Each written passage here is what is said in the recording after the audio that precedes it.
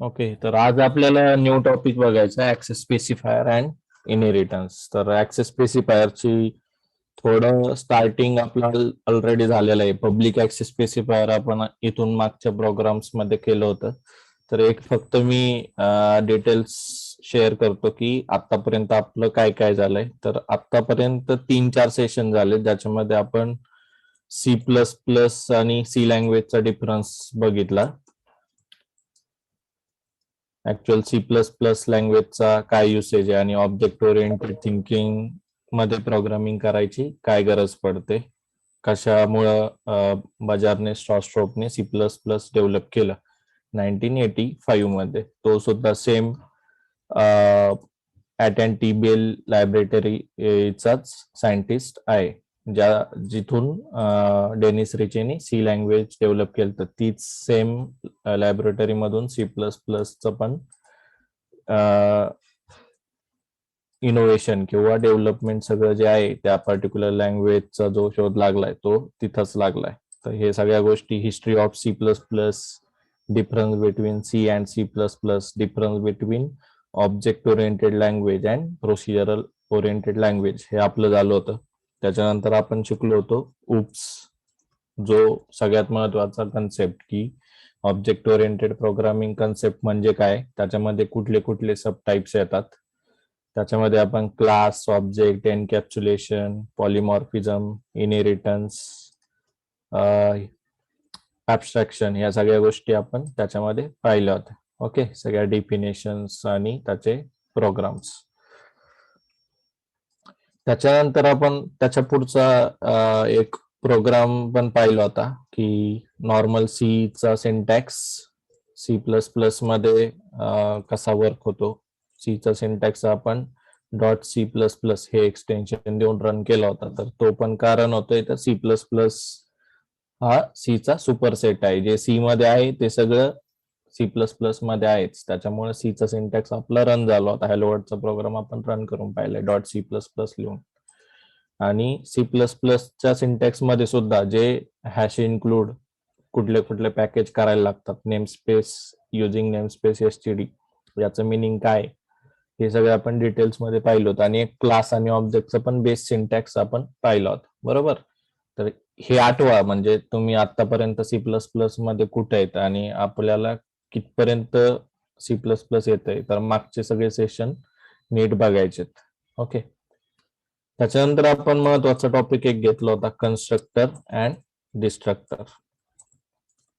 तर कन्स्ट्रक्टर कधी पिक्चर मध्ये येतो की ज्यावेळेस तुम्ही इनिशियलायझेशन करता त्यावेळेस कन्स्ट्रक्टर पिक्चर मध्ये येतो. आणि डिइनिशियलायझेशन म्हणजेच दी मेमरी तुम्ही क्रिएट केली आणि ती तिथला असाइन असणारी व्हॅल्यू डिलीट होते, तर ते काम कोणाचं आहे, डिस्ट्रक्टरच.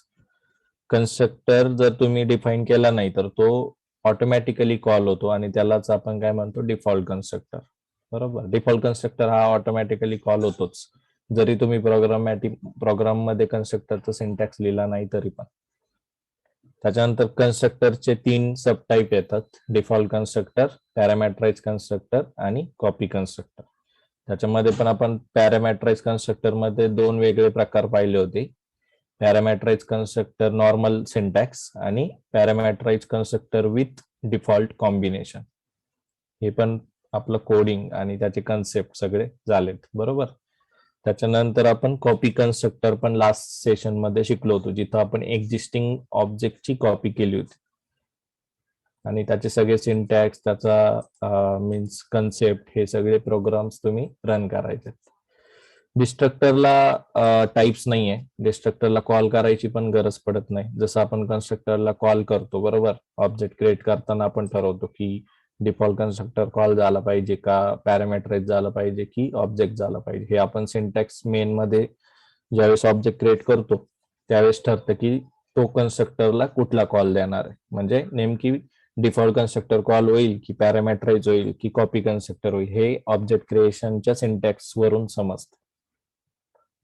डिस्ट्रक्टरचा सिंटॅक्स जो आहे तो ऑब्जेक्ट क्रिएट करणं किंवा ऑब्जेक्ट डिलीट करणं हे आपल्या हातात नाही. ज्यावेळेस तुमचं मेन फंक्शन पूर्ण टर्मिनेट होणार आहे, त्या फंक्शनचं पूर्ण काम झाल्यानंतर, त्यावेळेस डिस्ट्रक्टर ऑटोमॅटिकली कॉल होतोच. तर डिस्ट्रक्टरला कॉल करणं हे प्रोग्रामरच्या हातात नाहीये. तो कोण करणार आहे? कंपायलर इम्प्लिसिट कॉल देणार आहे डिस्ट्रक्टरला. आणि डिस्ट्रक्टरचे सब टाइप्स नाहीत. जसे कन्स्ट्रक्टरचे सब टाइप्स आहेत ना, की डिफॉल्ट कन्स्ट्रक्टर, पॅरामीटराइज कन्स्ट्रक्टर आणि कॉपी कन्स्ट्रक्टर, हे 3 सब टाइप्स जसे कन्स्ट्रक्टरचे आहेत तसे डिस्ट्रक्टरला सब टाइप्स नाही. ओके, तर हे सगळं लक्षात ठेवायचे. कन्स्ट्रक्टरचे थिअरॉटिकल कन्सेप्ट मध्ये पण आपण पाहिलं होतं की कन्स्ट्रक्टर काय आहे? हे एक इनबिल्ट फंक्शन आहे which having similar name as class and there is no return type of that inbuilt function. Return type नसणार आहे त्याच्यात, बरोबर. आणि constructor is use for only initialisation purpose. ज्यावेळेस ऑब्जेक्ट क्रिएट करतो, ज्यावेळेस मेमरी इनिशियलाइज होणार आहे, त्यावेळेस काय होणार आहे? कन्स्ट्रक्टर कॉल होणार आहे. ज्यावेळेस ऑब्जेक्ट क्रिएट करणार त्यावेळेस हमखास कन्स्ट्रक्टर कॉल होणारच. आणि जर तुम्ही कन्स्ट्रक्टरला कॉल दिला नाही एक्सप्लिसिटली प्रोग्रामॅटिकली, बरोबर, किंवा कन्स्ट्रक्टरचा कोड लिहिला नाही, तरी पण एक कन्स्ट्रक्टर हमेशा कॉल होतोच, म्हणजे होतोच. त्यालाच आपण काय म्हणतो की डिफॉल्ट कन्स्ट्रक्टर. तर हे लक्षात ठेवायचे. जरी तुम्ही कन्स्ट्रक्टरचा कोड लिहिला नाही ना, तरी एक कन्स्ट्रक्टर कॉल होणारच. आणि जर लिहिला तर ते तुमच्या ऑब्जेक्ट क्रिएशन वरून ठरतं की कुठल्या कन्स्ट्रक्टरच्या कोडला कॉल जाईल. आता लास्ट टाइम आपण एक एक्झाम्पल बघितलं होतं की कन्स्ट्रक्टर कॉलिंग सिक्वेन्स आणि डिस्ट्रक्टर कॉलिंग सिक्वेन्स. तर हे पण खूप महत्वाचा टॉपिक आहे आणि इंटरव्ह्यूला हे खूप इम्पॉर्टंट आहे. Constructor sequence, constructor calling sequence, त्याच्यानंतर डिस्ट्रक्टर कॉलिंग सिक्वेन्स. तर कन्स्ट्रक्टर कॉलिंग सिक्वेन्स कशी आहे रे? तुमच्यापैकी सांगा कोणी ज्यांनी प्रोग्राम केलेत आणि ज्यांना खरंच शेवटचं सेशन समजलंय, तर ते लोक सांगू शकतात की कन्स्ट्रक्टर कॉलिंग सिक्वेन्स कशी, टॉप टू बॉटम आहे की बॉटम टू टॉप. आणि तुमच्याकडून आन्सर एक्सपेक्टेशन आहे की तुम्ही प्रोग्राम खरंच ट्राय केलाय किंवा त्याचा अभ्यास तुम्ही लेक्चर संपल्यानंतर केलाय का नाही. तर हे सांगायचं ट्राय करा, कन्स्ट्रक्टर कॉलिंग सिक्वेन्स कशी आहे. टॉप टू बॉटम 1-2 जणांचे आन्सर आलेत. सगळ्यांनी आन्सर द्यायचं ट्राय करायचंय, सगळ्यांनी प्रोग्राम करायचं ट्राय करायचं. आणि अवघड काहीच नाहीये, पण आत्ता जर तुम्ही अभ्यास केला, आत्ता जर प्रोग्राम केले, तर त्याची व्हॅल्यू तुम्हाला फ्युचरमध्ये दिसणार. ओके, तर आत्ताच जागवायचंय, प्रोग्राम करायचे. आणि प्रोग्राम नाही केलं तर ऑप्शन नाही, म्हणजे बाकीचं आपण त्या पर्टिक्युलर कोर्सला ऍडमिशन घेतलंय तर आपल्याकडे दुसरा आता फॉलबॅक ऑप्शन नाहीये, आपल्याला अभ्यास करायलाच लागणार आहे. आणि तुम्ही कम्प्युटर इंडस्ट्री बघत असताल आता, फक्त म्हणजे चांगले जॉब्स किंवा चांगले पेमेंट ज्याच्यात अवेलेबल आहेत हे कशात आहे? फक्त कम्प्युटर इंडस्ट्रीमध्येच. तर कोडिंग हे अवघड नाहीये, कोडिंगची आवड तयार करून घेऊन मग त्याचा अभ्यास त्या पद्धतीने चालू करा. ज्यावेळेस तुम्हाला ते आवडायला लागेल त्यावेळेस ते तुम्हाला समजेल, तर त्याच्यानंतर ऑटोमॅटिक तुम्ही ते प्रोग्राम स्वतः तयार करणार आहेत आणि रन पण करणार आहेत. तर इंटरनल शिका, जास्तीत जास्त पाठ नाही करायचंय. पूर्ण कन्सेप्ट एकदा लक्षात बसला की तो आयुष्यभर आपल्या लक्षात राहणार आहे. आणि लँग्वेज ही काय एकदाच लँग्वेज येते, पण कन्सेप्ट आणि प्रोग्राम्स हे एकदा तुम्ही केले तर ते फिक्स लक्षात राहणार आहेत. ओके, आणि हेच सगळं बाकीच्या लँग्वेज मध्ये पण परत हेच येते. म्हणजे तुम्ही जावामध्ये गेले तरी उप्स कन्सेप्ट काही चेंज होत नाही, तिकडे पण उप्स आहे. त्याच्यात मध्ये काय की मग थोडस ऍडव्हान्स कन्सेप्ट आहेत, ऍडव्हान्स लायब्ररीज आहेत, ऍडव्हान्स पॅकेजेस आहेत. तर नवीन नवीन कन्सेप्ट प्रत्येक लँग्वेज मध्ये तसे येत गेले. पण हे जे कन्सेप्ट आहेत कोर उप्स कन्सेप्ट किंवा प्रोसिजरल ओरिएंटेड लँग्वेजचे कन्सेप्ट, तर ते सेम आहेत. तर सी आणि C++ एकदा जर तुम्हाला आल्या 2 लँग्वेज, एक प्रोसिजर ओरिएंटेड लँग्वेज आणि दुसरी ऑब्जेक्ट ओरिएंटेड लँग्वेज, तर कुठली पण लँग्वेज तुम्हाला येणार आहे. आणि लॉजिक महत्वाचं आहे, मी पहिल्यापासून सांगतो की प्रोग्राम पार्ट नाही करायचा, तर तो थिंक करून तुमचा डेव्हलप झाला पाहिजे. तर कन्स्ट्रक्टर कॉलिंग सिक्वेन्स समजलंय, टॉप टू बॉटम आणि बॉटम टू टॉप. तर आपण लास्ट एक्झाम्पल मध्ये पाहिलं होतं की बेस कन्स्ट्रक्टर, बेस क्लास आहे, त्याचा आपण डिफॉल्ट कन्स्ट्रक्टरचा सिंटॅक्स लिहिला, पॅरामीटराइज कन्स्ट्रक्टरचा सिंटॅक्स लिहिला. त्याच्यानंतर पॅरामीटराइज कन्स्ट्रक्टर मध्ये पण वेगळा टाईप जो कॉम्बिनेशन करतो, पॅरामीटराइज कन्स्ट्रक्टर प्लस डिफॉल्ट कन्स्ट्रक्टरचं कॉम्बिनेशन. इथं पॅरामीटर 2 पास करतोय आणि एक व्हॅल्यू आपण डिफॉल्ट देतो. तर हे कॉम्बिनेशन तिथं यूज केलंय. त्याच्यानंतर कॉपी कन्स्ट्रक्टरचं सिंटॅक्स, जिथं आपण ऍड्रेस पास करतोय त्या पर्टिक्युलर ऑब्जेक्टचा. त्याच्यानंतर डिस्ट्रक्टरचं syntax by using tilde operator. आणि मेन मध्ये आपण काय केलंय की ऑब्जेक्ट क्रिएट केले. आता ऑब्जेक्ट क्रिएट करताना पण बघा की तुम्ही एकच ऑब्जेक्ट परत परत क्रिएट करू शकत नाही. एकदा OBJ1 नाव दिलं ना तर दुसऱ्या ऑब्जेक्टला वेगळं नाव द्यायला लागेल. जर सेम दिलं तर एरर येणार आहे, हे पण लक्षात ठेवायचं. आणि प्रोग्राम करताना सुद्धा तुम्हाला ते कळेल. आता इथं तुम्ही ज्यावेळेस ऑब्जेक्ट क्रिएट करताय तर एक पण पॅरामीटर पास केलं नाही तर हा कुणाला कॉल देणार आहे? डिफॉल्ट कन्स्ट्रक्टरला. बरोबर, डिफॉल्ट कन्स्ट्रक्टरला कधीच पॅरामीटर नसतो. डिफॉल्ट कन्स्ट्रक्टर ज्याला पॅरामीटर नाही. त्याच्यानंतर जर तुम्ही ऑब्जेक्टच पास केलं, बरोबर, ऑब्जेक्ट एक्झिस्टिंग ऑब्जेक्ट पास केलं आणि ऑब्जेक्ट क्रिएट केले तर हा कुठल्या याला कॉल देईल? कॉपी कन्स्ट्रक्टरला. याच्यात काय सांगताय तुम्ही? ऑलरेडी एक्झिस्टिंग असलेलं ऑब्जेक्ट क्रिएट करून दे, त्याची कॉपी करून दे. ओके, तर हे काय झालं? Copy constructor. आता तुम्हाला जर गणपतीचं एक्झाम्पल आठवत असेल, ज्याच्यामध्ये मी तुम्हाला क्लास आणि ऑब्जेक्ट ओरिएंटेड थिंकिंगचे कन्सेप्ट सांगितले होते, तर त्याच्यामध्ये आपण पाहिलं होतं की गणपतीचे खूप सारी ऑर्डर आली, तर त्या केसमध्ये त्यांनी काय केलं होतं की एक साचा तयार केला आणि त्या पर्टिक्युलर साच्यामध्ये ज्यावेळेस पूर्ण ते शाडूची माती वगैरे हे करून त्या साच्यापासून गणपती क्रिएट करणार, तर त्यावेळेस काय व्हायचं की त्यांना फास्ट गणपती तयार करता आले. तर तिथं आपण जो साचा होता त्याला आपण काय म्हटलो? टेम्पलेट म्हणजेच क्लास म्हटलो, बरोबर. आणि ऍक्च्युअल ज्यावेळेस पूर्ण फंक्शन तयार करून तो गणपती ज्यावेळेस तयार होईल त्याला आपण काय म्हटलो? तो ऑब्जेक्ट. आता तिथं काय झालं रे? सगळे सारखेच ऑब्जेक्ट तयार झाले, म्हणजेच सारखेच गणपती तयार झाले, बरोबर, त्या केसमध्ये. पण कुठंतरी अशी रिक्वायरमेंट आली की एखादा गणपती दिसतोय आणि त्या गणपतीचा रेफरन्स घेऊन अजून एखादा गणपती बनवायचा. म्हणजे अशी फॉर एक्झाम्पल तुम्ही लालबागचा राजाची यूज केस घ्या की त्या पर्टिक्युलर गणपती बनवणाऱ्याला एक यूज केस आली की लालबागचा राजाचा गणपती जसा दिसतोय तसंच एक गणपती आपल्याला त्यांना स्वतःला घरी बसवायला बनवून घ्यायचा आहे. तर त्या केसमध्ये त्यांनी काय दिलं की लालबागचा राजाचा गणपती तर तो उचलून आणू शकत नाही दाखवायला, तर त्यांनी काय दिला? त्याचा रेफरन्स दिला. म्हणजे ऑलरेडी एक्झिस्टिंग लालबागचा राजाचा गणपती होता, पण त्यांनी काय केलं? त्याचा एक फोटो किंवा त्याची सॉफ्ट कॉपीचा फोटो त्यांनी त्या पर्टिक्युलर याला दाखवला, गणपती क्रिएट करणाऱ्याला, आणि त्याचा रेफरन्स दिला.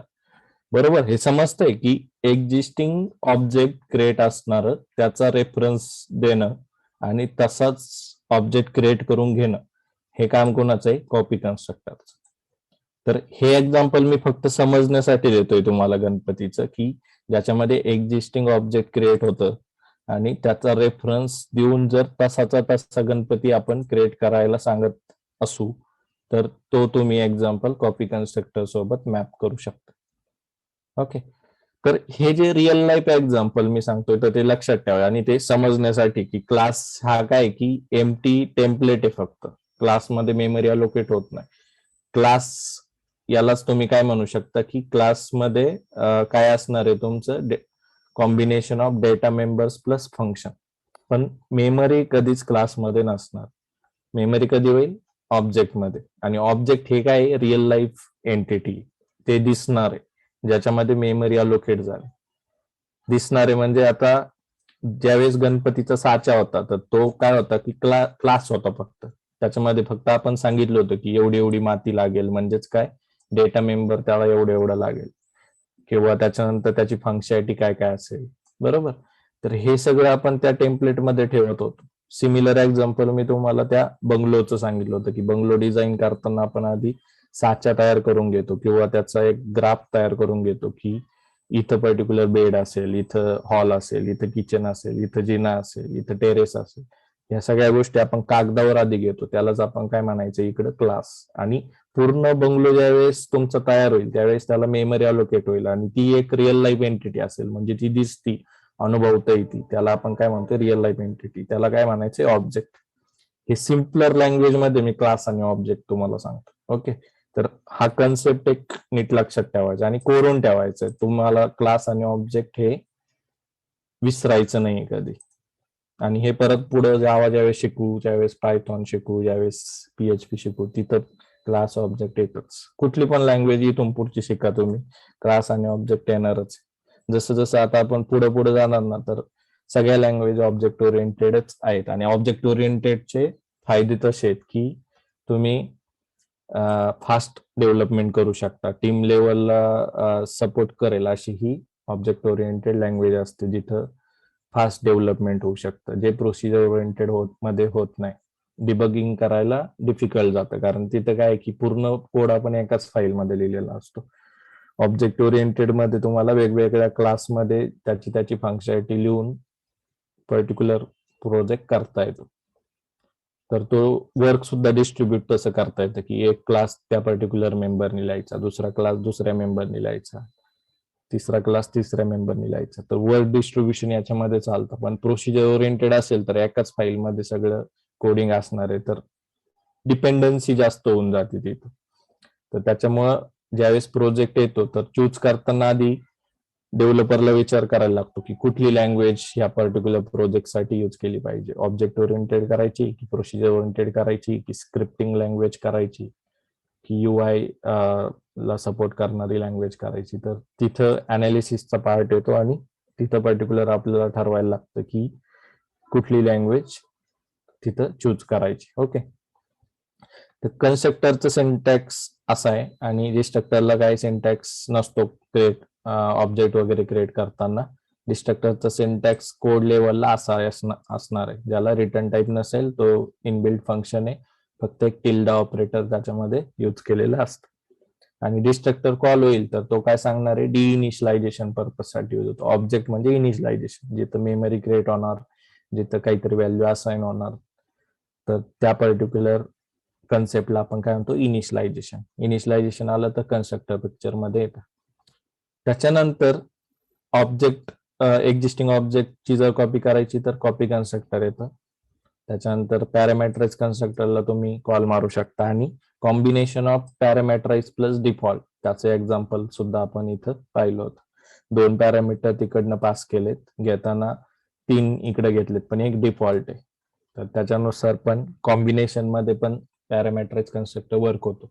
तर बऱ्याचदा बघताना असं आपल्याला वाटतं की 2च पॅरामीटर इथं पाठवलेत, मग घेणारा इथं 3 पॅरामीटर कसं काय, इथे एरर येईल असं आपण येतो. आणि जर असेच प्रोग्राम आपल्याला ऍप्टिट्यूड मध्ये सुद्धा विचारले जातात, ज्यावेळेस आपण प्री प्लेसमेंटचं प्रिपरेशन करत असतो त्या ठिकाणी, किंवा इंटरव्ह्यूचं प्रिपरेशन करत असतो, तर असे क्वेश्चन येतात.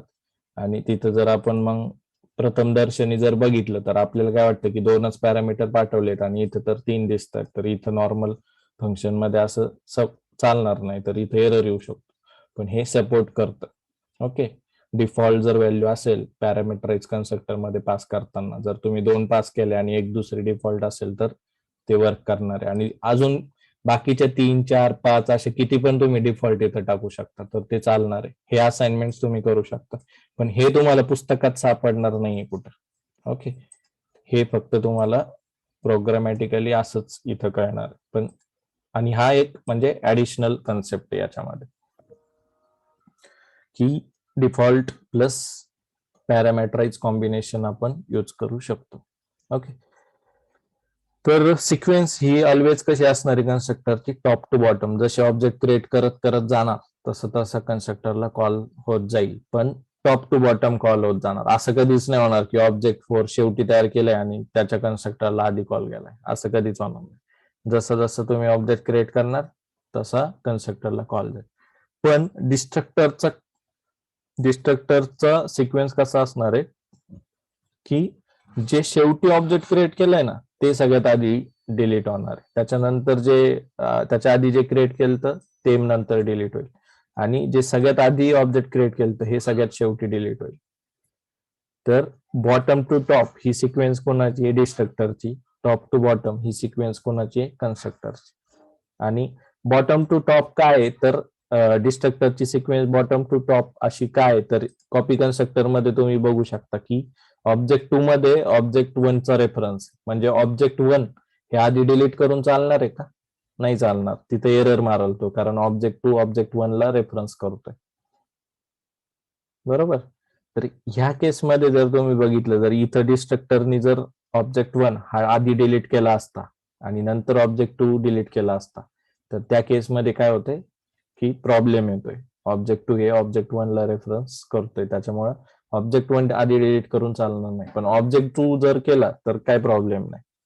त्याच्यामुळे कसं होते, कधी पण ऑलवेज डिस्ट्रक्टर डिलीट करताना काय करतो, ऑब्जेक्ट 4 आधी करणार, मग ऑब्जेक्ट 3 करणार, मग ऑब्जेक्ट 2 करणार आणि मग ऑब्जेक्ट 1 करणार. तर अशा सिक्वेन्स मध्ये डिस्ट्रक्टर कॉल होतो. तर हे सगळं कॉन्सेप्ट आतापर्यंत आपले झाले होते आणि ते मी इथं रिपीट केलेत तुम्हाला. आतापर्यंत आपण कुठे C++ मध्ये. ओके. तर आता आपल्याला नेक्स्ट टॉपिक बघायचं, ऍक्सेस स्पेसिफायर आणि इनहेरिटन्स. तर याच्या आतापर्यंत जे झालंय त्याच्यामध्ये कुणाला काही डाऊट्स असतील तर विचारा, त्याच्यानंतरच आपण नेक्स्ट टॉपिक चालू करणार आहे. आणि नेक्स्ट टॉपिक सुद्धा खूप इम्पॉर्टंट आहे, ऍक्सेस स्पेसिफायर आणि इनहेरिटन्स C++ मध्ये. पण आतापर्यंत जे झालेत, जे topics, programs, concept, object oriented concept जे समजलं नाही असं काय आहे का? असेल तर चॅटमध्ये पण विचारा किंवा अनम्यूट करून पण विचारू शकता. क्वेश्चन असतील तर विचारा. सर, जेव्हा आपण कॉपी कन्स्ट्रक्टरला कॉल देतो तेव्हा ऑलवेज आपल्याला रिटर्न ऍड्रेस करतो का? बरोबर. म्हणजे ज्यावेळेस तुम्ही कॉपी कन्स्ट्रक्टर शिकताय, तर कॉपी कन्स्ट्रक्टर हा काय सांगतोय तुम्हाला की कॉपी कन्स्ट्रक्टर साठी ऑलवेज एकतर एक्झिस्टिंग ऑब्जेक्ट क्रिएटेड पाहिजे, तरच तुम्ही कॉपी कन्स्ट्रक्टर यूज करणार. ज्यावेळेस म्हणजे आता इथं बघा, ऑब्जेक्ट 3 मध्ये किंवा ऑब्जेक्ट 1 मध्ये कुठलंच पॅरामीटर नाही, किंवा ऑब्जेक्ट 3 मध्ये तुम्ही इंटिजर पाठवताय, तर हा कॉपी कन्स्ट्रक्टर होऊ शकत नाही. कॉपी कन्स्ट्रक्टर कधी होईल, ज्यावेळेस एक्झिस्टिंग ऑब्जेक्ट जे ऑलरेडी क्रिएट झालंय तर ते जर तुम्ही पास केलं तरच कॉपी कन्स्ट्रक्टरला कॉल जाणार आहे. आणि जर ऑब्जेक्ट पास केलं तर घेणारा कोण पाहिजे? ऍड्रेस. त्या पर्टिक्युलर ऑब्जेक्टचा ऍड्रेस घेणारा पाहिजे. म्हणून कॉपी कन्स्ट्रक्टरचा सिंटॅक्स असा आहे, क्लास नेम, त्याच्यानंतर पॅरामीटर मध्ये बघा की ह्या बेस क्लासचा ऑब्जेक्ट आहे ना ते, म्हणून इकडे बघा बेस आणि त्याच्यानंतर address of that particular variable. तर कॉपी कन्स्ट्रक्टर साठी ऑलवेज हे एक्झिस्टिंग ऑब्जेक्ट क्रिएटेड झालेलंच पाहिजे, तरच कॉपी कन्स्ट्रक्टर तुम्ही त्या प्रोग्राम मध्ये यूज करू शकता. आणि कॉपी कन्स्ट्रक्टर मध्ये आपण काय सांगतो की एक्झिस्टिंग ऑब्जेक्ट जे आहे त्याची कॉपी तयार करून दे, त्याचा रेफरन्स घेऊन कॉपी करून दे. ओके, समजलंय? Copy constructor existing object. इथं तुम्ही असं एक जे ऑब्जेक्ट तयारच नाही ते पास नाही करू शकत. जर इथं ऑब्जेक्ट 3 किंवा ऑब्जेक्ट 4 असं केलं तर काय होणार? एरर येईल. तो काय सांगेल की त्याचा रेफरन्सच नाही त्याच्याकडे, ऑलरेडी ते एक्झिस्टन्स नाही. हे तयार झाले पण कधी झाले? ऑब्जेक्ट 2 चा कॉल झाल्यानंतर खाली हे तयार झाले. तर इथं ज्यावेळेस कॉल येईल लाईन नंबर 72 ला, तर त्यांनी हे लक्षात ठेवायचं डेव्हलपरने की जे ऑब्जेक्ट तुम्ही पास करणार ते ऑलरेडी इथं तयार झालेलं आधी पाहिजे. जर झालेला असेल तरच तो कॉल करेल, नाही तर मग एरर येईल. आणि कॉपी कन्स्ट्रक्टर मध्ये ही बेस लाईन आहे की ऑलरेडी एक्झिस्टिंग क्रिएट झालेलं ऑब्जेक्ट पाहिजे म्हणजे पाहिजेच. आणि घेणारा ऍड्रेस त्या पर्टिक्युलर क्लासचं ऑब्जेक्ट आहे, म्हणून त्या पर्टिक्युलर क्लासने आपण इथं काय केलंय, बेस आणि त्याच्यानंतर ऍड्रेस. ओके, आन्सर समजलाय का आत्ताच्या क्वेश्चनचा? Yes sir. ओके, अजून बाकीच्यांना काही क्वेश्चन असतील तर ते पण विचारा. अशी सिक्वेन्स अशीच काय, टॉप टू बॉटम किंवा बॉटम टू टॉप? आणि हे लक्षात ठेवायचं, मी कधी पण विचारणार तुम्हाला प्रोग्राम मध्ये, की त्याच्यावरून मला पण कळतं की तुम्ही खरंच किती प्रोग्राम खरंच ट्राय करताय की नाही करताय. तर तुम्हाला पण कधी पण क्वेश्चन जर विचारला तर आन्सर त्याचं देता आलं पाहिजे. आणि मी फॉलोअप तुमच्याकडून घेत राहणार की खरंच तुम्ही प्रोग्राम ट्राय करताय की नाही. ओके, सी लँग्वेजचे जवळपास आपण त्या याच्यावरती पण खूप सारे प्रोग्राम्स दिलेत, तर ते पण रन करायचे प्रॉपर. सी प्लस प्लसचे पण हे सगळे प्रोग्राम तुम्हाला भेटतील जवळपास. इथं पण 50 एक प्रोग्राम सी प्लस प्लसचे आहेत आणि अजून असाइनमेंट्स पण सी प्लस प्लसचे येतील. आतापर्यंत आपण कन्सेप्ट शिकतोय. तर सिक्वेन्स वगैरे समजलंय सगळ्यांना आतापर्यंत? कोणाला काही डाऊट नाही असं मी अज्युम करतोय. तुमच्याकडून काय अजून क्वेश्चन? एकच क्वेश्चन आला होता तर तो आपला झालाय. तर हे लक्षात ठेवायचं की आतापर्यंत आपण जवळपास 7 ते 8 हे नवीन कन्सेप्ट सी प्लस प्लस मध्ये शिकलोय. आतापर्यंत 4 लेक्चर आपले झालेत. आजचं 5वं लेक्चर आहे सी प्लस प्लस. आणि आजचा टॉपिक आता चालू करतोय ऍक्सेस स्पेसिफायर. लक्ष द्या सगळ्यांनी. ऍक्सेस स्पेसिफायर काय रे? की ऍक्सेस स्पेसिफायर काय सांगतो आपल्याला की त्या पर्टिक्युलर डेटा मेंबर्सला, डेटा मेंबर्स म्हणजेच कॅरेक्टरिस्टिक्स आणि फंक्शन म्हणजेच बिहेवियर, बरोबर? Class is and combination of characters and behaviours. तर त्या पर्टिक्युलर डेटा मेंबरला किंवा फंक्शनला आपण त्याला कुठपर्यंत ऍक्सेस करू द्यायचंय हे कोण डिनोट करतं? Access specifier. ओके, तर ही डेफिनेशन लक्षात ठेवायची. Access specifier define how the members means attributes and methods of a class can be access. तर क्लासचे जे डेटा मेंबर्स आहेत, ऍट्रिब्यूट्स आणि मेथड्स. ऍट्रिब्यूट्स आणि मेथड्स म्हणजेच काय? फॉर एक्झाम्पल हा क्लास आहे बेस नावाचा, तर त्याच्यामध्ये मेथड्स कुठल्या आहेत की कन्स्ट्रक्टर डिस्ट्रक्टर आहे याच्यामध्ये, आणि डेटा मेंबर्स काय की एक पर्टिक्युलर इंटिजर. ओके, तर याला कुठे कुठे ऍक्सेस करू द्यायचं याचं काम कोण करतंय? Access specifier. त्या पर्टिक्युलर कन्सेप्टला आपण काय म्हणतोय? Access specifier. ओके, आणि 3 प्रकारचे access specifier C plus plus support करतो. पहिला म्हणजे पब्लिक. हा सगळ्यात बेसिक आहे. जर तुम्हाला प्रोग्राम मध्ये कुठं पण ऍक्सेसचा इश्यू येत असेल तर काय करायचं? पब्लिक यूज करायचं. पब्लिक म्हणजे काय की it allows access to the everywhere, means inside class, outside class, inside class as well as other class. म्हणजे इनहेरिटन्स असेल आणि त्याच्यामध्ये तुम्ही जर पब्लिक केलं तर पॅरेंट क्लास मधला व्हेरिएबल चाइल्ड क्लास मध्ये पण ऍक्सेस होतो. पब्लिक केलं म्हणजे त्या पर्टिक्युलर क्लासमध्ये पण तो ऍक्सेस होणार आहे. त्याच्यानंतर तो पर्टिक्युलर व्हेरिएबल मेन मध्ये पण ऍक्सेस होणार आहे. मेन हे आउटसाइड ऑफ द क्लास आहे ना, बरोबर? समजलंय? इथं क्लास हा आपण तयार केला आणि इथं क्लास एंड केला, बरोबर? त्याच्यानंतर आपण काय केलंय की हा पर्टिक्युलर व्हेरिएबल आपण इथं असं डिक्लेअर केला, पण त्याला जर ऍक्सेस करायचा असेल तर आपण मेन मधून करू शकतो. तर ते प्रोग्राम आपण फर्स्ट टाइमच पाहिले होते, बरोबर? ऑब्जेक्ट क्रिएट करताना ज्यावेळेस साईज ऑफचा आपण प्रोग्राम पाहिला होता तर तिथं आपण पाहिलं होतं की ऑब्जेक्ट क्रिएट केला आणि त्या पर्टिक्युलर व्हेरिएबलला ऍक्सेस केला. तर ते का करू शकलो आपण की पब्लिक ऍक्सेस स्पेसिफायर आपण तिथे यूज केलं. आणि ऍक्सेस स्पेसिफायर जो आहे तो असा आपण डिक्लेअर करायचा असतो क्लासच्या सुरुवातीला. ओके, तर 3 प्रकारचे ऍक्सेस स्पेसिफायर, एक पब्लिक, दुसरा प्रायव्हेट आणि तिसरा प्रोटेक्टेड. तर आता दुसरा पब्लिक तर समजलंय सगळ्यांना थेरोटिकली की पब्लिक हा सगळीकडे ऍक्सेस अलो करतो एव्हरीवेअर. आणि रिअल लाईफ मधलं एक्झाम्पल तुम्ही कम्पेअर करू शकता. ऑल पब्लिक सर्व्हिसेस ज्या शाळा आहे किंवा कॉलेजेस आहेत किंवा बस आहे, तर ह्या काय आहेत? पब्लिक आहेत. सगळ्याला इझिली अवेलेबल, इझिली ऍक्सेसिबल आहे. कोणी पण तिथं त्याचा यूज करून घेऊ शकतं, बरोबर? पब्लिक असल्यामुळे.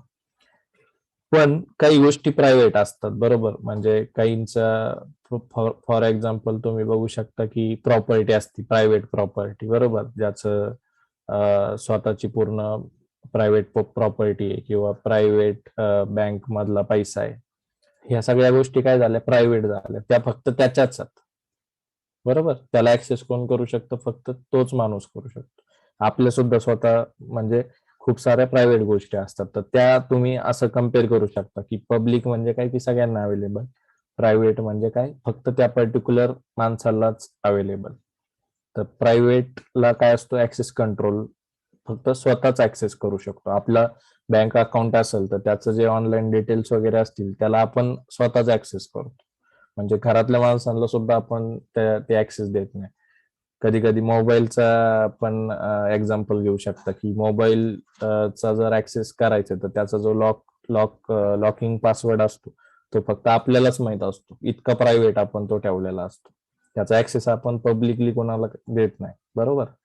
तर प्रायव्हेट असं आहे की ज्याचा ऍक्सेस फक्त स्वतःकडेच राहणार, स्वतःकडे. मग आता C++ मध्ये एव्हरीथिंग कुठल्या कन्सेप्ट मध्ये, क्लास आणि ऑब्जेक्टच्या, जे जे आपण क्रिएट करणार आहे हे सगळं ऑब्जेक्ट ओरिएंटेड थिंकिंग मध्ये करणार आहे. तर क्लासमध्ये जे जे फंक्शन किंवा डेटा मेंबर्स आहेत, याला जर तुम्ही प्रायव्हेट डिक्लेअर केलं ऍक्सेस स्पेसिफायर सांगताना, ऍक्सेस स्पेसिफायर डिक्लेअर करताना, तर तो काय करणार आहे, जर प्रायव्हेट केलं तर तो काय सांगेल की त्याचा ऍक्सेस फक्त माझ्या क्लास पुरताच मर्यादित आहे. मग त्या क्लासमध्येच तुम्ही तो व्हेरिएबल यूज करू शकता, तो तुम्ही मेन मध्ये पण यूज करू शकत नाही, बरोबर. क्लासच्या बाहेर सुद्धा तुम्ही त्याला ऍक्सेस करू शकत नाही जर प्रायव्हेट जर केलं तर. आणि तेच आपण प्रोग्रामॅटिकली पण बघणार. पण कन्सेप्ट समजलाय. पब्लिक म्हणजे सगळीकडे ऍक्सेस, मग तो क्लासमध्ये असू द्या, पॅरेंट चाइल्ड क्लासमध्ये असू द्या, मेन मध्ये असू द्या, क्लासच्या बाहेर असू द्या, कुठं पण असू द्या. पब्लिक असेल तर सगळीकडे ऍक्सेस होणार, प्रायव्हेट असेल तर फक्त क्लासमध्ये होणार, फक्त क्लासमध्ये. मी रिपीट करतोय, प्रायव्हेट असेल तर फक्त क्लासमध्ये होणार, ज्या क्लासचं व्हेरिएबल आहे त्याच क्लासमध्ये तो ऍक्सेस होईल. त्याच्यानंतर प्रोटेक्टेड पण आहे, आणि हा मोस्टली यूज कुठं होतो की इनहेरिटन्स, त्याच्यामध्ये पण सिंगल चाइल्ड इनहेरिटन्स मध्ये. तर प्रोटेक्टेड जर असेल तर तो व्हेरिएबल काय होईल, within that class and sub class of that particular class. म्हणजे जर इनहेरिटन्स असेल तर त्याच्यामध्ये पॅरेंट चाइल्ड हिरार्की असेल तर पॅरेंट क्लासमध्ये पण तो ऍक्सेस होईल आणि त्याच्या चाइल्ड क्लासमध्ये पण ऍक्सेस होईल. पण ह्या दोन क्लासच्या सोडून तो मेन मध्ये पण ऍक्सेस होणार नाही, त्यालाच आपण काय म्हणतो, प्रोटेक्टेड. प्रायव्हेट म्हणजे काय, विदिन ओनली क्लास. आणि तुम्ही जर नोट्स काढत असतील आता तर हे नीट लिहून घ्या. पब्लिक म्हणजे ऍक्सेस एव्हरीवेअर,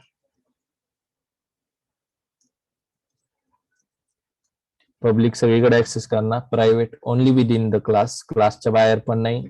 मेन जर असेल तर मेन मध्ये पण तो व्हेरिएबल तुम्ही ऍक्सेस करू शकत नाही. आणि त्याचं एक्झाम्पल सुद्धा आपण लास्ट टाइम पाहिलं, जो फर्स्ट प्रोग्राम आपण घेतला होता ना, व्हॅल्यू प्रिंट करायचं, तर तिथं आपण पब्लिक केलं तर आपल्याला मेन मध्ये ऍक्सेस झाला.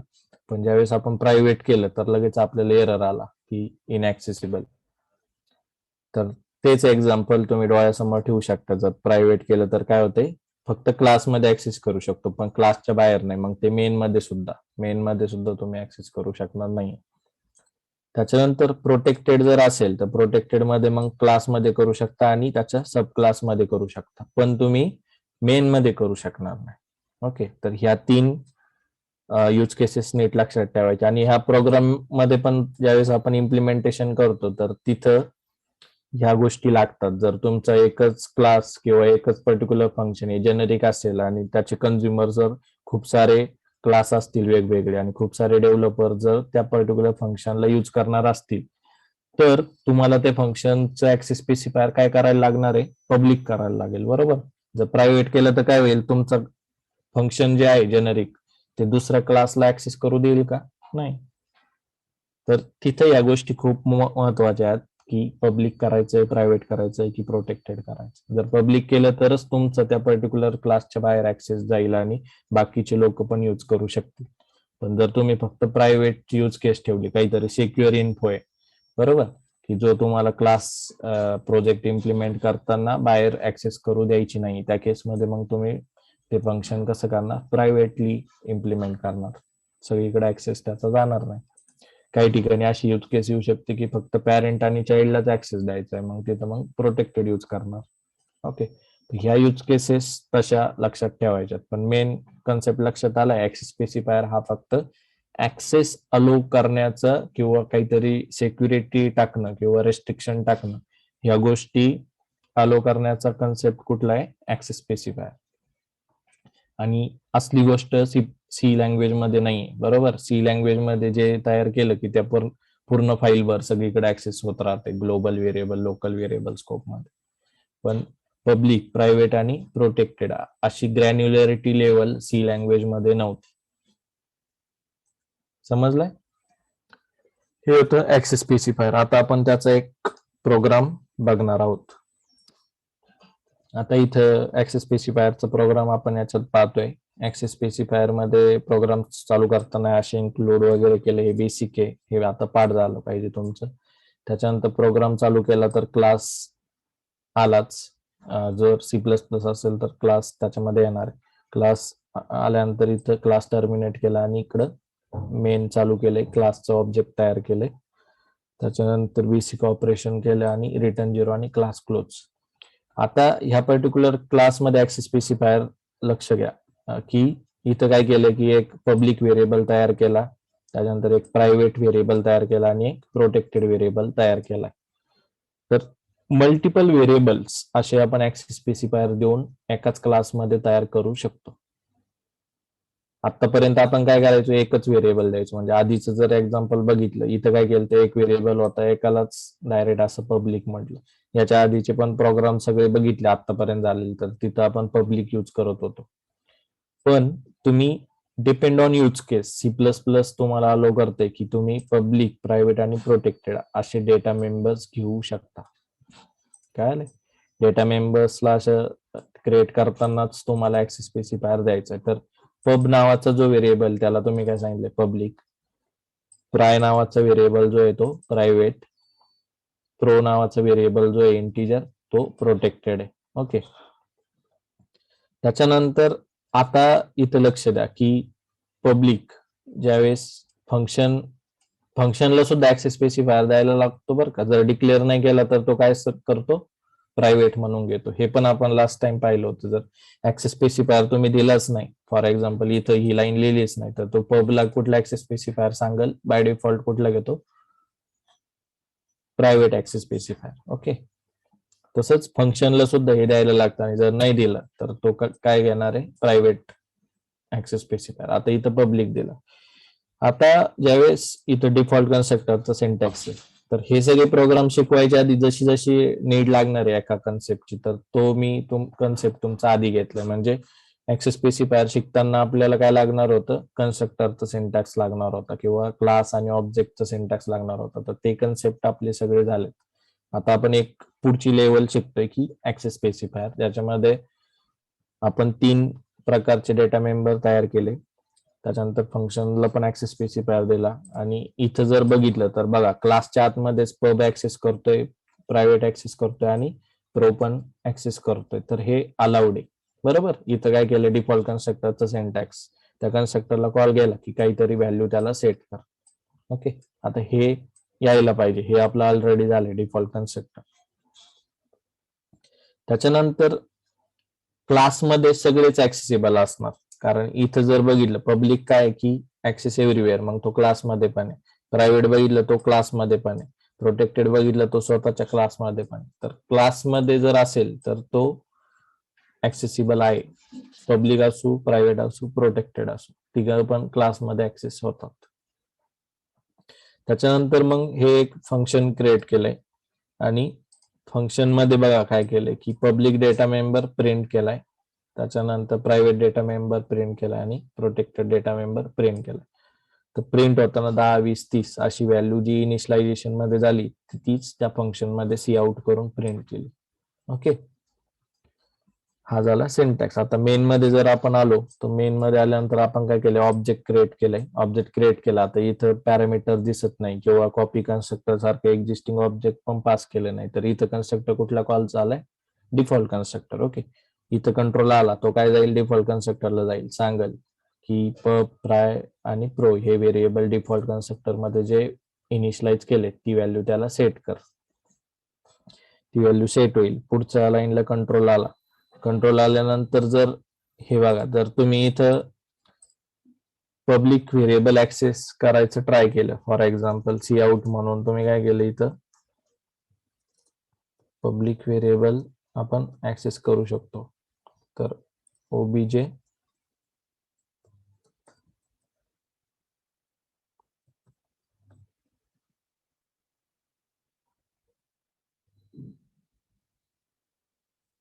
ओबीजे डॉट पब हा पब्लिक व्हेरिएबल होता, तो जर ऍक्सेस केला तर एरर येत नाही. पण त्याच्या ऐवजीच हे बघा, दुसऱ्या लाईनला काय केलंय आपण की ओबीजे डॉट ट्राय हा व्हेरिएबल ऍक्सेस करायचं ट्राय केलं, तर इकडे लगेच रेड लाईन आली आणि त्यांनी काय सांगितलं की members declare inside private will no more accessible outside the class. Concept लक्षात येतोय. पब्लिक व्हेरिएबल जो होता, जो आपण इथं तयार केलाय, तर पब्लिकचं मिनिंग काय की सगळीकडे ऍक्सेस. मग तो विदिन क्लास असू द्या, बाहेर पण असू द्या, बाहेर मग तो मेन मध्ये पण असू द्या, तरी ऍक्सेस होणार, सगळीकडे ऍक्सेस होणार.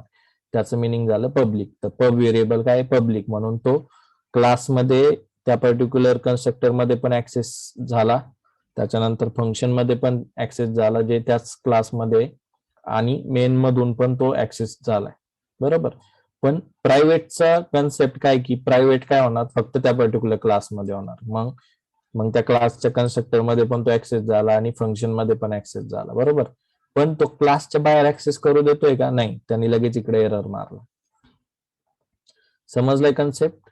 पब्लिक आणि प्रायव्हेट. आतापर्यंत जे झालंय पब्लिक आणि प्रायव्हेट, याच्यात कोणाला काही डाऊट्स असतील तर आत्ताच क्लिअर करून घ्या की पब्लिक नाही समजलंय रिपीट करायचंय, किंवा प्रायव्हेट नाही समजलंय रिपीट करायचं. असेल तर विचारा लगेच, मी थांबतोय 1-2 मिनिट इथं. पण खूप महत्वाचा कन्सेप्ट आहे आणि याच्यामध्ये खूप सारे क्वेश्चन्स पण परत येतील. ओके, एक क्वेश्चन आलाय प्रायव्हेट परत रिपीट करायचे. तर हा प्रोग्राम नीट लक्ष द्या की पब्लिक आपण काय करतोय, एक व्हेरिएबल तयार करतोय आणि डेटा मेंबर्सला पण ऍक्सेस स्पेसिफायर द्यायचा असतो, फंक्शन्सला सुद्धा ऍक्सेस स्पेसिफायर द्यायचा असतो. म्हणून डेटा मेंबरच्या वरती आपण काय केलंय, पब्लिक डिक्लेअर केलंय. फंक्शनच्या वरती सुद्धा ऍक्सेस स्पेसिफायर आपण दिलाय.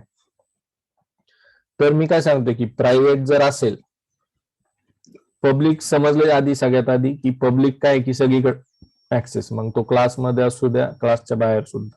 मग पब्लिक सगळीकडे ऍक्सेस केलाय आता आपण इथं. बरोबर. क्लासच्या बाहेर पण ऍक्सेस केलाय, क्लासमध्ये पण ऍक्सेस केलाय, मेन मध्ये पण ऍक्सेस केलाय. तर पब्लिक असेल तर एरर येत नाही.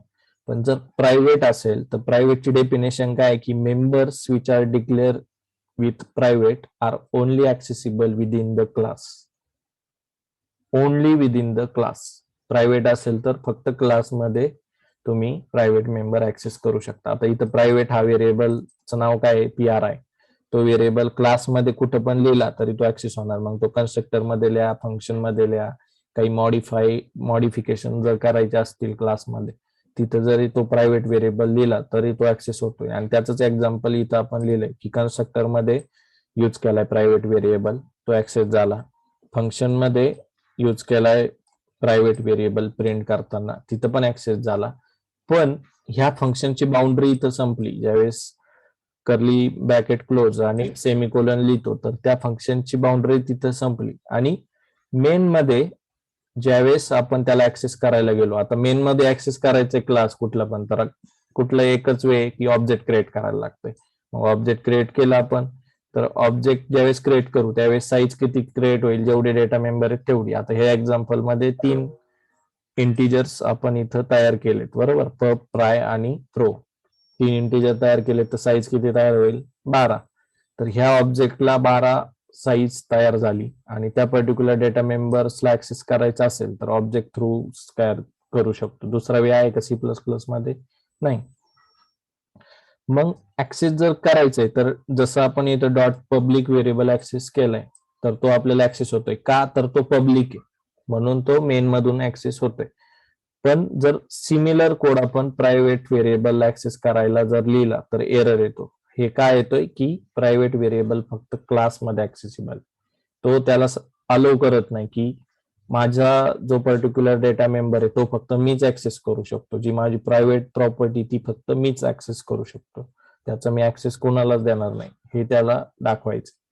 तर प्रायव्हेट डेटा मेंबर जर क्रिएट केला असेल तर तो मेन मध्ये ऍक्सेस करू देणार नाही. समजलंय?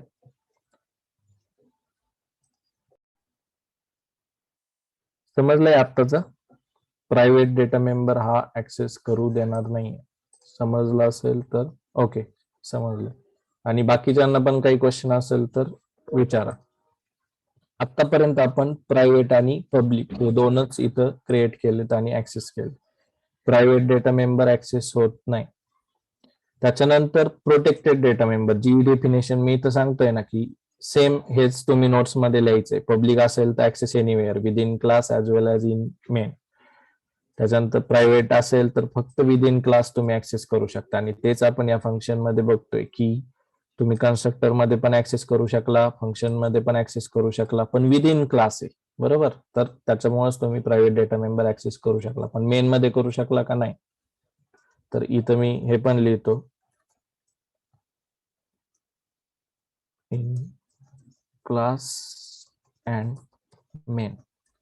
इथं जर लिहिलं तर only within the class, not in main, not in main. Okay. तर प्रायव्हेट असेल तर ओनली विदिन द क्लास तुम्ही ऍक्सेस करू शकता, मेन मध्ये ऍक्सेस करू शकत नाही. प्रोटेक्टेड असेल तर बघा की फक्त क्लासमध्ये किंवा त्याच्या क्लायंट पॅरेंट चाइल्ड हिरार्की जर इनहेरिटन्स असेल त्या केसमध्ये तर तो ऍक्सेस करू शकतो. आता इनहेरिटन्सचा कन्सेप्ट आपण अजून शिकलो नाही, तर तिथं मी तुम्हाला कन्फ्युजन करण्यासाठी आत्ताच घेऊन जात नाही, पण हे लक्षात ठेवा ज्यावेळेस इनहेरिटन्स शिकणार आहेत आपण आता नेक्स्ट टॉपिक मध्ये, तर तिथं हा कन्सेप्ट येतो की प्रायव्हेट डेटा मेंबर जर असेल तर तो फक्त त्याच्या पॅरेंट क्लासमध्ये आणि त्याच्या फर्स्ट लेवल चाइल्डलाच ऍक्सेस करू देतो. त्याच्यानंतर तो बाकीच्या कुठंच ऍक्सेस करू देत नाही. मेन मध्ये सुद्धा प्रोटेक्टेड डेटा मेंबर ऍक्सेस होत नाही. आता तेच या प्रोग्राम मध्ये बघतोय आपण की प्रोटेक्टेड डेटा मेंबर आपल्याकडे आहे प्रो, तो या क्लासमध्ये ऍक्सेस झालाय बरोबर. जसा प्रायव्हेट झालाय, पब्लिक झालाय, तसा प्रो हा डेटा मेंबर सुद्धा कन्स्ट्रक्टर किंवा फंक्शन मध्ये ऍक्सेस झालाय.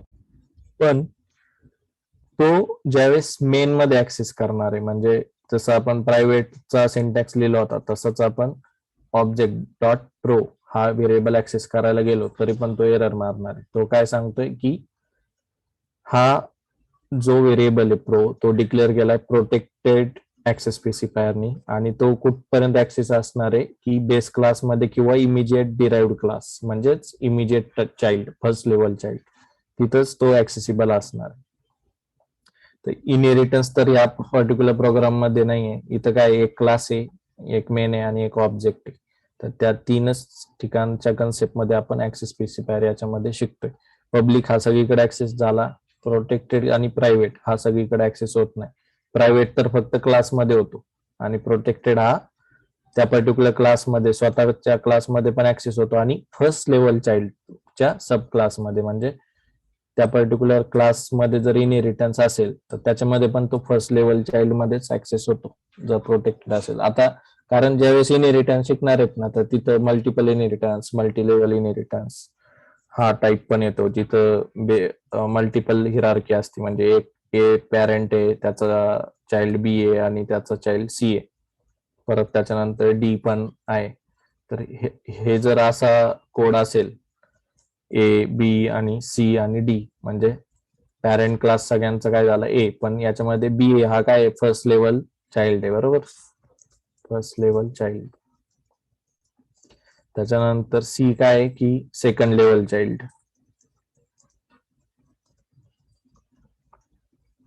डी काय थर्ड लेवल चाइल्ड. आता जर इथं जर तुम्ही बघितलं, जर पब्लिक व्हेरिएबल तयार केला क्लास ए मध्ये तर तो सगळीकडे ऍक्सेस होणार आहे. जर क्लास ए मध्ये प्रायव्हेट व्हेरिएबल तयार केला तर तो फक्त त्या क्लासमध्येच ऍक्सेस होणार, तो बी ला पण नाही देणार, सी ला पण नाही देणार, डी ला पण नाही देणार. पण जर प्रोटेक्टेड केला तर तो काय सांगेल, स्वतःला पण ऍक्सेस देईल आणि फर्स्ट लेवल चाइल्ड म्हणजेच फर्स्ट लेवल डिराइव्ड क्लास जो बी आहे त्याला ऍक्सेस देईल. जर प्रोटेक्टेड असेल आणि तो व्हेरिएबल ए क्लास साठी तयार केला असेल तर तो सी ला पण ऍक्सेस करू देणार नाही आणि डी ला पण ऍक्सेस करू देणार नाही. हे थोडस आपण ज्यावेळेस इनहेरिटन्स करू त्यावेळेस लक्षात येईल, पण आत्ता लक्षात ठेवण्यासाठी एवढंच लक्षात ठेवा की प्रोटेक्टेड हे कधी पिक्चर मध्ये येतं की ज्यावेळेस इनहेरिटन्स असेल त्यावेळेस, तो पण फर्स्ट लेवल इनहेरिटन्स म्हणजे फर्स्ट लेवल चाइल्ड पर्यंतच ऍक्सेस द्यायचं काम कोण करतंय, प्रोटेक्टेड. पब्लिक असेल तर सगळीकडे ऍक्सेस होतोय, प्रायव्हेट असेल तर स्वतःच ऍक्सेस राहतोय, प्रोटेक्टेड असेल तर स्वतः आणि फर्स्ट लेवल चाइल्ड याला ऍक्सेस देतो. तर इथं आपण आता प्रो म्हणजेच प्रोटेक्टेड व्हेरिएबल पण ऍक्सेस करून बघितला, त्याला एरर येतोय. तर ऍक्सेस कुठला झाला आपल्याला, मेन मध्ये फक्त पब्लिक, कारण त्याचा कन्सेप्टच तोय, पब्लिक सगळीकडे ऍक्सेस होणार आहे. प्रोटेक्टेड क्लासच्या बाहेर ऍक्सेस नाही झाला, प्रायव्हेट पण क्लासच्या बाहेर ऍक्सेस नाही झाला. ओके. त्याच्यानंतर मग फंक्शनला आपण इथं कॉल दिलाय. तर फंक्शनला कॉल देताना फंक्शनचा जो ऍक्सेस स्पेसिफायर होता तो आपण कुठला दिलाय, पब्लिक. बरोबर. तर फंक्शन हे पब्लिक असल्यामुळे क्लासच्या बाहेर ऍक्सेस झालंय आणि त्याच्यामुळे आपल्याला इथं आउटपुट आलंय. तर आउटपुट मध्ये काय आलंय, public member 10, private member 20, protected member 30.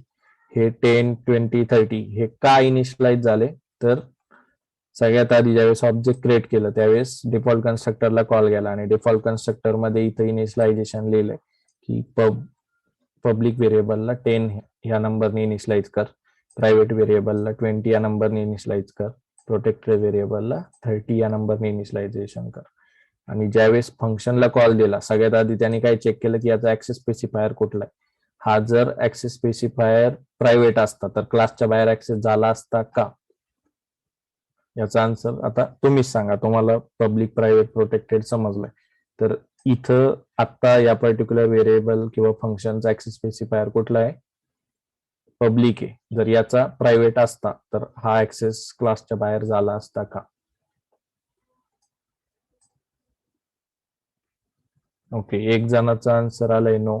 बाकीच्यांचं काय म्हणणं आहे, समजलंय नाही समजलंय ऍक्सेस स्पेसिफायर.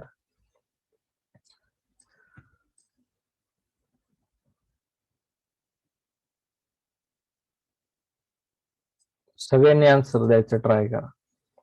ओके, 2-3 जणांचे आन्सर आलेत तर सगळ्यांचा आन्सर नो आहे, म्हणजे तुम्हाला ऍटलिस्ट समजलंय की प्रायव्हेट जर असेल तर तो क्लासच्या बाहेर ऍक्सेस करू देणार नाही. तर हे तुम्ही इथं ट्राय आउट पण करू शकता. पब्लिकच्या जागेवर फंक्शनचा जो ऍक्सेस स्पेसिफायर तो जर मी प्रायव्हेट केला तर काय होईल, लगेच इथं त्याने एरर मारला फंक्शनला कॉल मारताना की हे काय आहे की इट्स इनऍक्सेसिबल, का तर तो प्रायव्हेट आहे. ओके, आणि कन्स्ट्रक्टरला तर तुम्ही डिफॉल्ट कन्स्ट्रक्टरला कधीच प्रायव्हेट करू शकत नाही. तर त्यावेळेस तुम्हाला ऑब्जेक्ट क्रिएट करतानाच एरर आला, कारण तुम्ही जर डिफॉल्ट कन्स्ट्रक्टरला प्रायव्हेट करायला गेलं तर तो ऍक्सेस कसं करणार. कारण त्याचा बेसिक कन्सेप्ट काय की तो जर ऍक्सेस करायचा असेल तर तो कसा असला पाहिजे, पब्लिक असला पाहिजे, तरच तो क्लासला ऍक्सेस होईल. म्हणजे जर तुम्ही कन्स्ट्रक्टरच्या कोडला सुद्धा प्रायव्हेट जर ऍक्सेस स्पेसिफायर देत असाल डिफॉल्ट कन्स्ट्रक्टरच्या आणि तुम्हाला जर असा एरर येत असेल तर त्याचं मिनिंग काय की तुमचा ऍक्सेस स्पेसिफायर इनकरेक्ट आहे, कारण तो तुमचा ऑब्जेक्टच क्रिएट करू देणार नाही.